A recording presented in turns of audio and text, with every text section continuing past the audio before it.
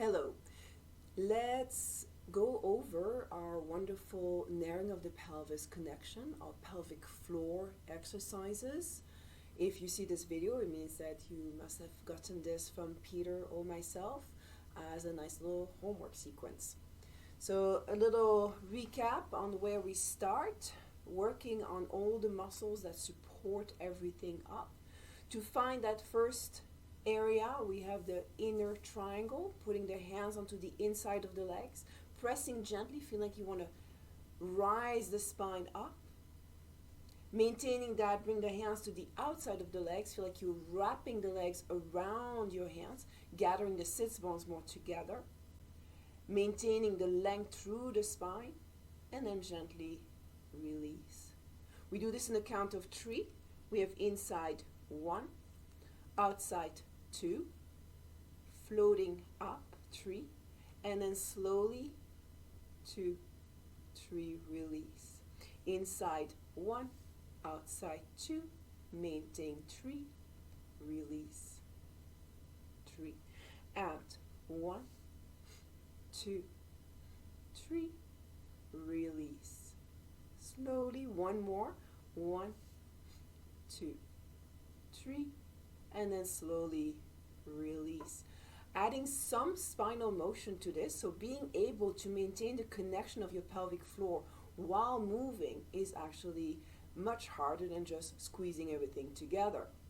So we have that same start of finding the connection all directions. Maintaining that, we're going to rotate and go look behind us. Still maintaining the rising up, and then we slowly release.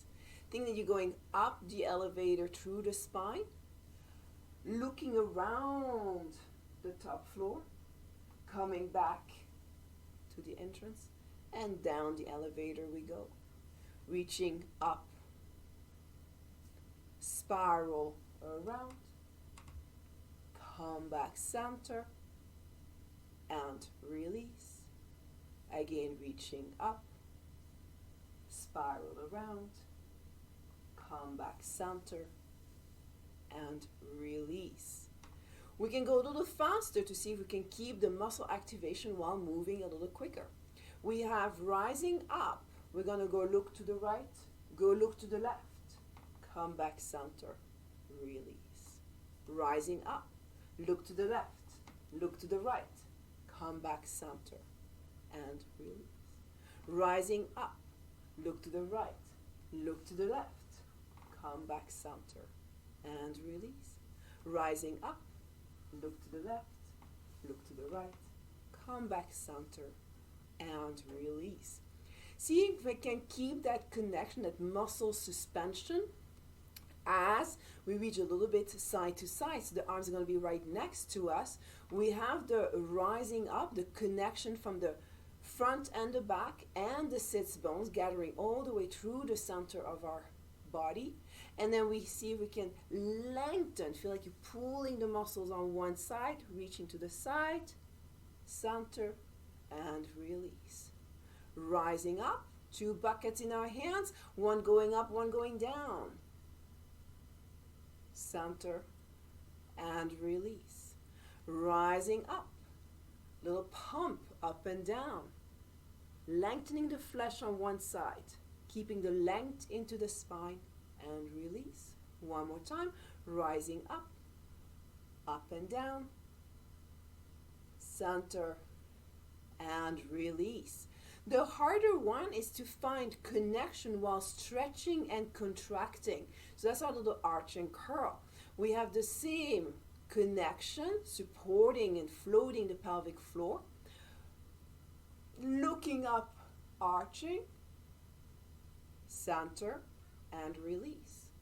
Rising up, tilting the pelvis in, curling the spine, contracting to the belly, come back center, and release. Most of the time the curl is easier than the arch.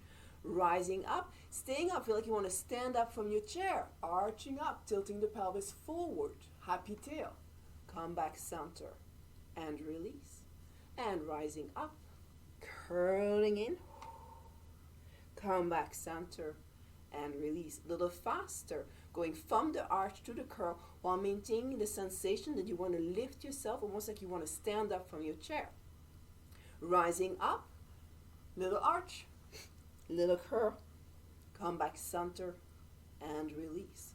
Rising up, little arch, little curl, all of that staying up, hovering over your chair, arch, curl, center, release. One more, reach, arch, curl, center, and release. I hope this video helps you doing your homework. You can do this every day or every other day or as often as you can do.